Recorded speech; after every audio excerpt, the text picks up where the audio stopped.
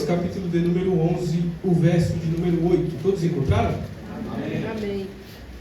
Vamos esperar alguns. Vamos esperar alguns. Estão ainda procurando. Capítulo de número 11 e verso de número 8. Todos encontraram? Amém. Vamos ler.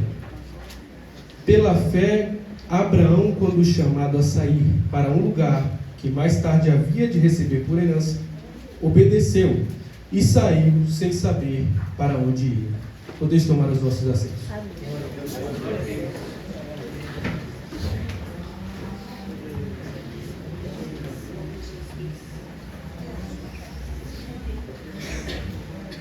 Queridos, o capítulo número 11 de Hebreus nos traz à memória os nossos antepassados e o exemplo de fé que todos eles têm.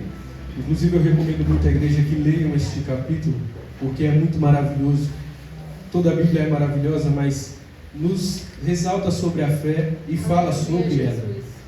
Mas hoje nós vamos falar sobre uma coisa que é necessário trazer a nós, que seria uma exortação sobre a obediência. Nós vemos aqui que é claro a palavra de Deus quando diz sobre Abraão, que Abraão, pela fé, quando foi chamado, obedeceu. Abraão estava em um lugar onde não poderia acessar a Deus, pois a sua família era uma família idólatra. Logo, Deus, para cumprir um grande plano na vida de Abraão, precisava tirá-lo de lá. Abraão sai da sua família, do meio de sua parentela, sem se questionar, sem duvidar. Apenas ouvindo a voz de Deus, ele faz aquilo que o Deus Todo-Poderoso ordena. E alguns poderiam pensar que é loucura, poderia pensar que jogou tudo para cima, desistiu da vida. Mas Abraão estava fazendo o que nos falta, a obediência. A obediência, essa palavra nos traz uma ideia de restrição e limitação. Porque a obediência, ela é gerada a partir de um momento em que você segue a uma lei. Seja ela paterna, seja ela religiosa, qualquer lei. Nós seguimos leis o tempo inteiro na nossa vida. Lei política, lei trabalhista, não interessa qual é a lei. O que, na verdade, acontece é que nós seguimos essas leis. E essa é a ideia de obediência, restrição e limitação. Restrição, não faça. Limitação, não vá. Logo, nós seguimos esses mandamentos, posso dizer assim, que estão presentes nas leis. Nós temos aqui 4 tipos de obediências que nós vamos trabalhar no lugar, na Bíblia. E nós vamos ver que a palavra de Deus é muito clara em questão de obediência, porque é tudo que o Deus Todo-Poderoso exige de nós. A única coisa que Deus precisa de você para operar na sua vida grandes coisas é a obediência. E parece ser muito difícil para o ser humano obedecer a Deus, porque em toda a Bíblia nós vemos que a desgraça alcança o humano quando ele desobedece à voz de Deus. Nós vemos que nós somos afetados pelo mal quando nós desobedecemos à ordem de Deus. Como foi lido aqui, Jonas. Quando Jonas decide fazer o seu próprio querer, Deus envia uma tempestade ao mar. Então, é isso que gera a desobediência. A desobediência gera o mal operando em nossas vidas. E falando aqui sobre 4 tipos de obediência, a primeira, obediência forçada. Nós vamos encontrar essa obediência em Isaías, no capítulo de número 29, aquele que puder acompanhe. É maravilhoso quando nós estamos com as nossas Bíblias abertas, porque o entendimento também é aprimorado. 29, 13. Em Isaías, no capítulo de número 29, o verso 13 diz: Portanto, disse o Senhor, visto que este povo se aproxima de mim com sua boca e com seus lábios me honram, mas afastaram de mim o seu coração, e seu temor para comigo é ensinado por preceitos dos homens. A obediência forçada, irmãos, ela não é uma obediência que a pessoa tem prazer em obedecer. Nós vemos que a lei de Deus, ela não nos faz sermos obrigados. Jesus disse: aquele que quiser vir após mim, negue-se a si mesmo, tome a sua cruz. Mas nós temos em nossa geração, e não só na nossa, foi citado aqui em Isaías, que o povo estava em obediência forçada. Por quê? Era um povo que sabia da glória a Deus, sabia louvar, sabia pregar, mas não era verdadeiro. Era um povo que foi ensinado pelos pais, pelos avós, que a igreja é o lugar onde deve estar, e acreditam que Jesus Cristo é uma religião. A obediência forçada, ela traz essa ideia de que, estando na igreja, eu estou salvo. Mas não é a verdade. Porque se você louva a Deus e não é com verdade, Deus não recebe o seu louvor. E não porque Deus te rejeita, mas porque o seu coração está longe de Deus. É triste falar de uma obediência dessa, porque essa obediência, ela nos limita. Nós que adoramos a Deus com nossos lábios, mas nosso coração está afastado dele, nós não podemos receber de Deus as bênçãos que Ele tem para nós. Porque, no nosso primeiro exemplo, Abraão ele toma um rumo, ele toma uma direção seguindo a voz de Deus. E Deus abençoa ele. Chega um momento em que ele e Ló estão com o seu rebanho tão grande, mas tão grande, que eles não podem mais ficar juntos. Eles precisam se separar. Ló, ele toma uma decisão de ir a uma terra que a ele parecia ser boa, parecia ser frutífera. E Abraão disse: a terra que você escolher ir, eu irei o contrário. Ló escolhe a terra mais verde, Abraão vai para uma terra seca. Só que quando Abraão chega na terra seca, Deus abençoa Abraão de maneira grandiosa. E por quê? Porque Abraão não desobedeceu à voz de Deus. Deus poderoso. É isso que a obediência gera, apenas bens. Nós vemos em Josué, no capítulo de número 1, verso de número 8, que Deus fala com ele de uma maneira gloriosa. Ele diz: não aparte da tua boca o livro da lei, e nesta lei medita de dia e de noite, e serás bem-sucedido. Logo, o que a obediência gera em nossa vida? Bênção. Mas é muito difícil nós falarmos de uma obediência forçada, porque muitos de nós estamos aqui por alguém. Estamos aqui, eu mesmo cresci dentro da igreja, posso dizer assim. Então, eu não me vejo em outro lugar. Mas só que alguém que tem esse único pensamento de que estar na igreja é o certo, desculpe, irmão, você não pode estar na igreja, você tem que estar em Cristo. Porque aquele que está em Cristo, aonde ele vai, ele adora. Aonde ele vai, tem prosperidade. Abraão cava um poço na terra seca, mas quando ele termina de cavar, sai água. É assim que Deus faz. E esse tipo de obediência, irmãos, ela precisa ser extinguida do nosso meio. Precisa acabar. Você precisa saber o porquê que você está aqui. Não esteja aqui por alguém. Não esteja aqui porque alguém te ensinou a estar. Conheça a Deus, conheça o Espírito Santo. Porque quando você conhece a Deus, você entende o que é a fé. Quando você entende o que é a fé, você caminha para o céu. E aquele que caminha para o céu terá a vida eterna com Cristo. Não estamos aqui à toa, irmãos. E por que essa exortação? Breve virão os tempos em que a igreja será perseguida. E se nós não tivermos a obediência firme na palavra, nós estaremos perdidos. O segundo tipo de obediência é a obediência formalista. Nós vamos ver esse tipo de obediência em Mateus, no capítulo 23, o verso 23. A obediência formalista, ela traz uma ideia de ganhar posição, ter uma formação. Esta é a obediência formalista. Nós vamos ver no verso 23 que Jesus diz: ai de vós, escribas e fariseus hipócritas, porque dizimais a hortelã e o endro e o cominho, mas tendes omitido os preceitos de maior peso da lei, a justiça, a misericórdia e a fidelidade. Essas coisas devíeis ter praticado, sem deixar de praticar aquelas. A obediência formalista, irmãos, ela é uma obediência muito perigosa e ainda está no nosso meio. Tanto a forçada quanto a formalista. A obediência formalista, ela é baseada em ganhar créditos, em ganhar posições, em ter cargos, quando não é isso que Jesus nos ensinou. Jesus ele busca os homens mais simples da região para ser os seus discípulos. Por quê? Porque aquele que é simples não visa o cargo do chefe. Posso dizer assim? Se foi muito informal, peço perdão aos irmãos. Mas aquele que é simples, que tem a humildade no seu coração, ele não deseja tomar o lugar do próximo. Ele não deseja ter uma posição maior.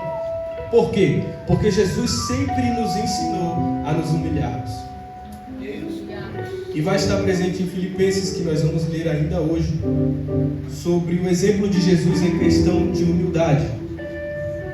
Porque foi isso que Jesus pregou. A obediência formalista, irmãos, ela está como um veneno no nosso meio. Porque muitas pessoas andam de lá para cá, sem saber para onde vão. Por quê? Porque estão buscando destaque. Quando igreja é lugar de ovelha. Ovelha não tem destaque. Ovelha segue o pastor. E esse pastor não sou eu agora que estou ministrando aos irmãos. Esse pastor não é o nosso pastor, e não diminuindo ele. Não é o nosso pastor do Senhor, porque o nosso pastor não pode nos levar ao céu.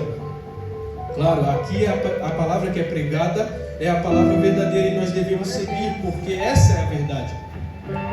Mas a ovelha que segue o pastor dos pastores, essa ovelha sabe o seu lugar. Ninguém consegue cargo, irmãos, sem passar por processos. Josué, que foi citado aqui, ele teve que passar por um processo muito longo em sua vida para ser líder do povo e atravessar o Jordão. Porque é muito simples nós citarmos aqui Josué 1, verso 8, como eu já citei aqui. Ser forte, ser valente, ser corajoso. Deus falando com Josué. Mas só que é muito difícil nós vermos o Josué, que quando o povo estava adorando ao bezerro de ouro e inspirando todos os outros a adorarem, Josué estava no pé do monte esperando Moisés descer. A obediência formalista, ela não visa cargo, ela visa processo. Perdão, irmãos. Ela não visa processo, ela visa cargo, ela visa posição. E precisa assumir, precisa acabar.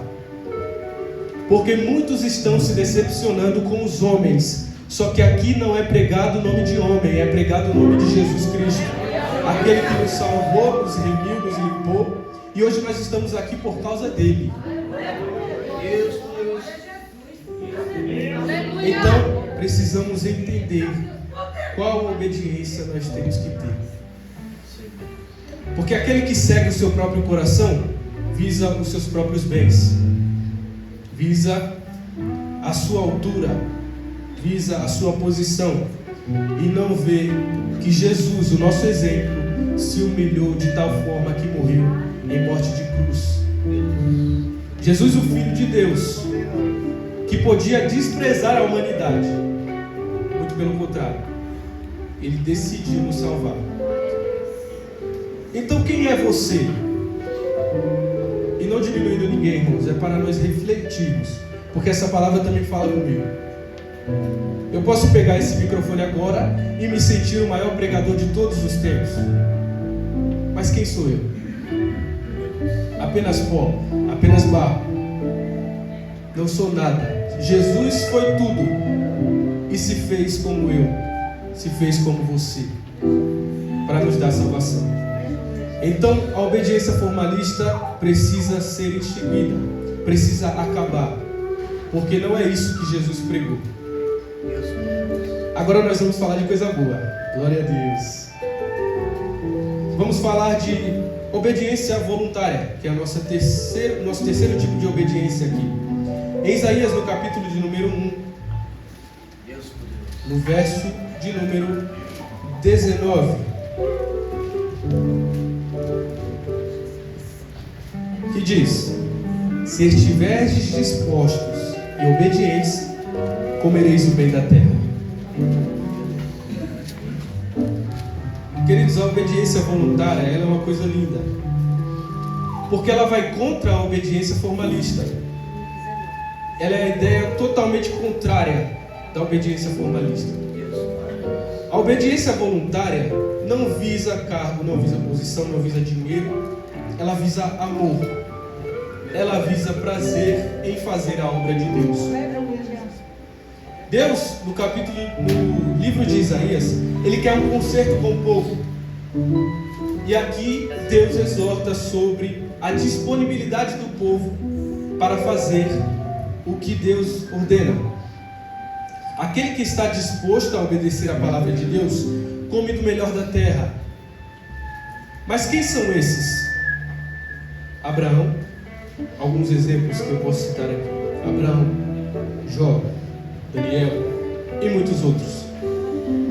Queridos, nós vamos ver que a obediência voluntária, ela sofre com alegria. Por quê? Jó não conhece a Deus.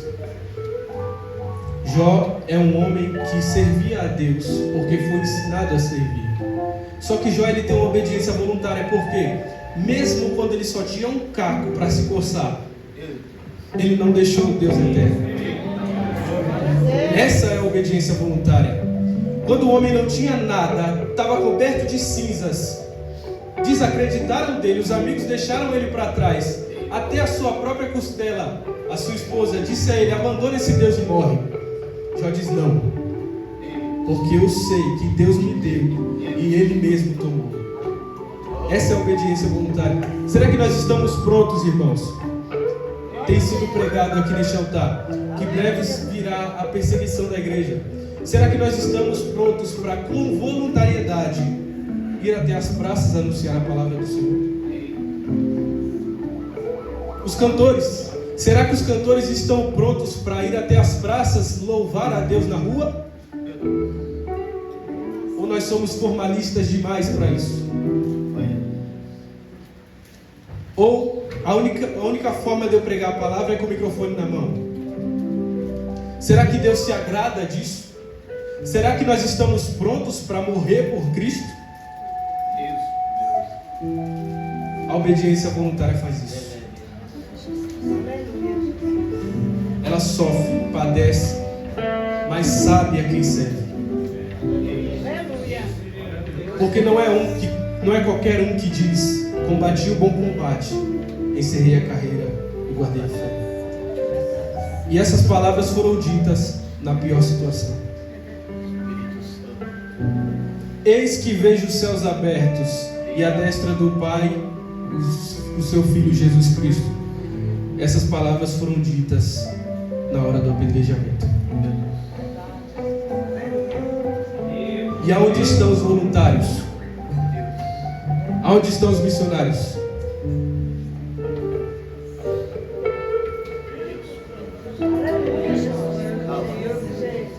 A obediência voluntária é isso, irmão. É você deixar tudo que é terreno para trás. Irmãos, você não precisa se excluir da sociedade. Você não precisa abandonar o seu emprego. Você só precisa obedecer a Deus. Por quê? Quando você obedece a Deus, a forma que você fala na sociedade louva Ele. A forma com que você age na sociedade louva Ele. A forma com que você trabalha louva Ele. Porque aquele que é voluntário para com Deus, ele louva a Deus no trabalho, ele louva a Deus no ônibus, ele louva a Deus no carro, ele louva a Deus na escola, não interessa onde ele está. Porque a voluntariedade dele faz ele adorar.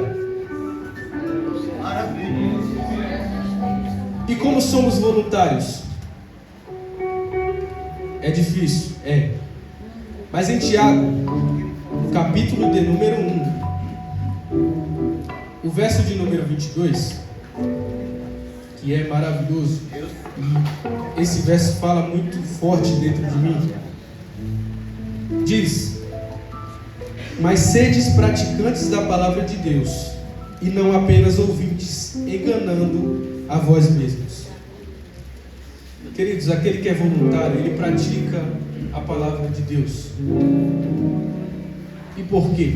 Porque ele sabe que Jesus veio para dar a vida eterna a ele. Mas também é muito fácil falar, né? É muito fácil chegar aqui em cima e falar isso. Difícil mesmo é ir lá e pregar na rua, é ir lá e pregar na escola.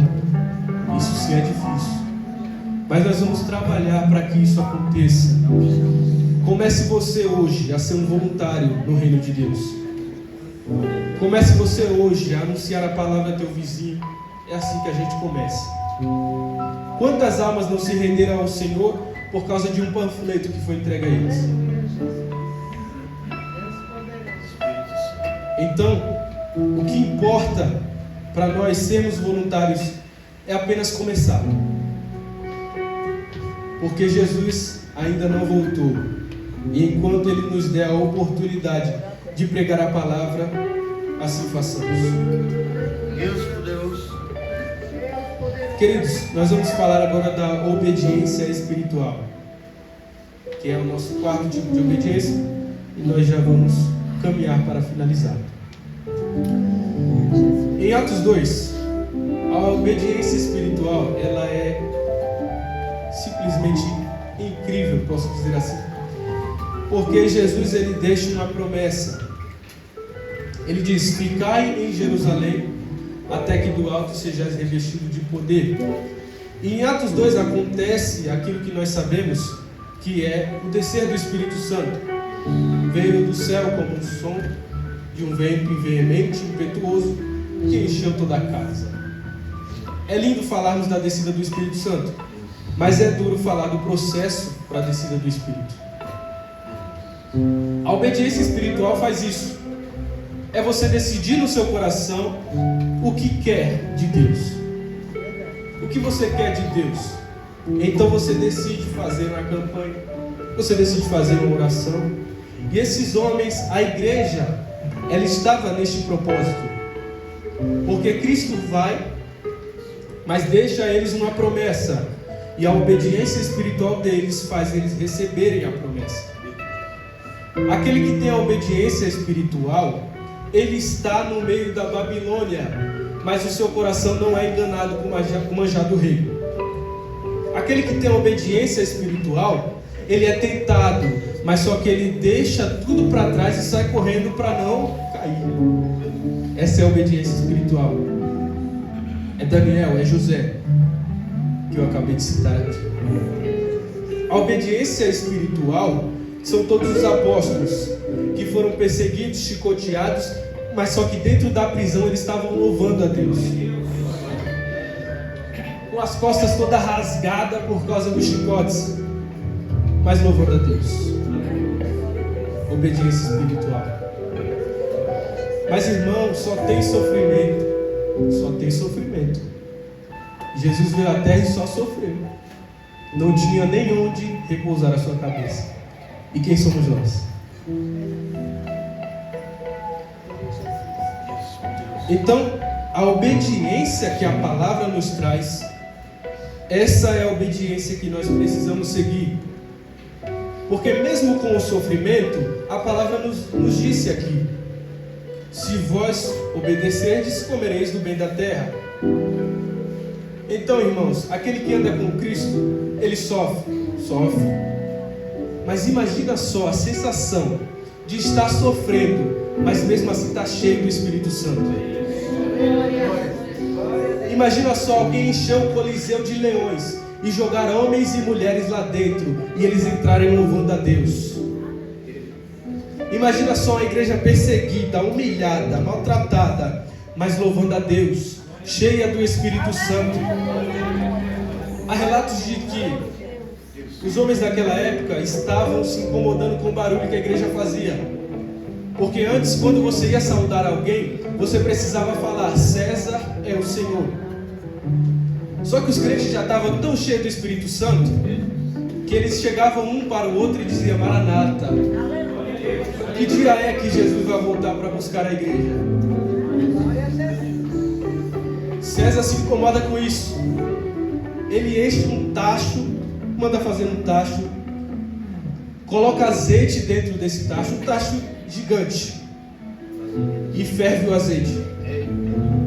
E ele diz: agora eu quero ver quem é que vai adorar Jesus. Amarra os crentes de 2 em 2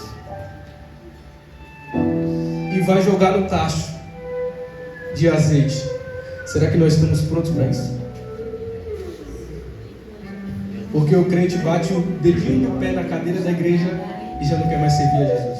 É dessa forma, Jesus. Mas aqueles homens e mulheres eram amarrados e jogados no tacho de azeite quente, mas levantavam as mãos dentro do tacho e adoravam o Senhor Jesus. E não morriam porque estavam cheios do Espírito Santo. César se desespera, falando: Deus do céu, que povo é este? Essa é a igreja lavada, remida pelo sangue de Jesus Cristo. Ninguém pode matar a igreja, ninguém pode acabar com a igreja. Pode fechar essa porta, pode fechar essas janelas, pode acabar com nossos instrumentos de som, mas só que Jesus ainda fala no coração de crente. Jesus ainda vai fazer grandes coisas nas nossas vidas. Aquele que crê é perseguido, é humilhado, mas não deixa a palavra de Deus por motivo nenhum. Mas nossa geração está cansada. Nossa geração está humilhada. Porque até os de dentro de casa, eu estava comentando com os varões hoje, eles sabem fazer gracinha com as coisas de Deus. Sabem fazer piada com as coisas de Deus. E em outra religião nós não vemos isso.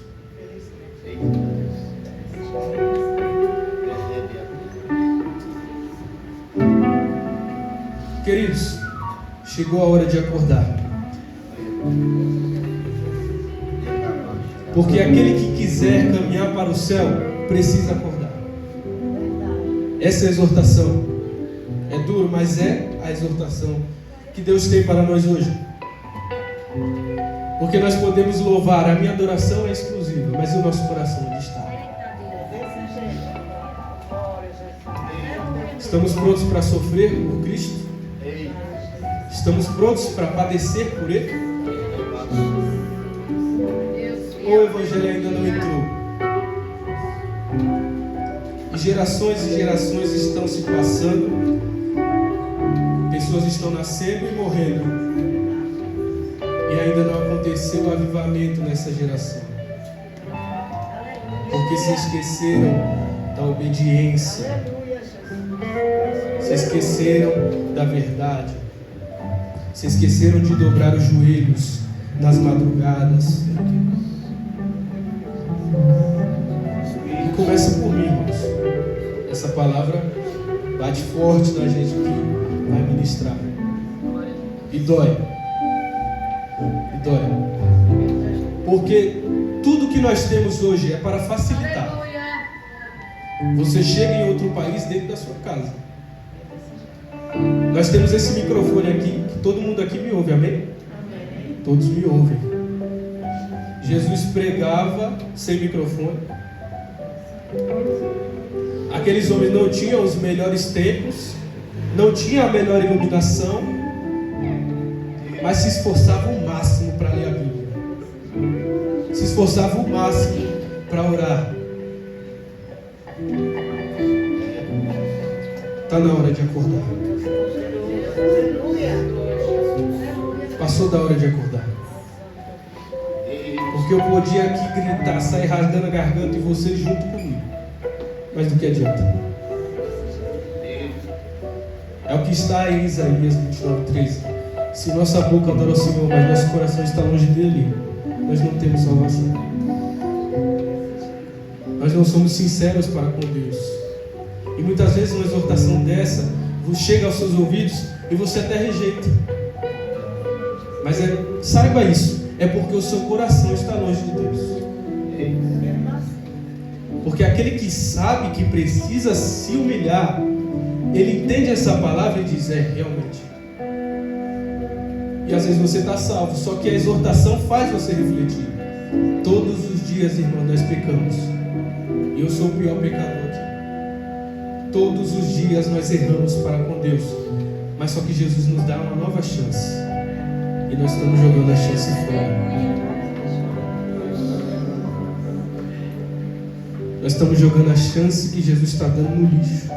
O perdão de Deus nós estamos jogando no lixo. E isso porque eu quero usar uma roupa, mas a palavra diz que eu não posso. Eu tenho visto isso, irmãos. Uma vez eu entrei em uma conversa na escola. Vou falar aqui rapidinho, irmãos, para avivar vocês. Avivar não, para relatar aqui. De que, pela palavra, nós não podemos beber nenhuma bebida alcoólica. E não porque eu sou bom, irmãos, mas porque o Espírito revela. Eu mostrei na Bíblia que realmente não podia. E aí a gente vê no rosto da pessoa a tristeza. Porque falar que Deus vai fazer é bom. Falar que Deus vai operar é bom. Às vezes você até acredita que foi curado. Você até acredita que na sua casa está tudo bem. Mas só que o Espírito não está na mensagem. Aí não acontece nada.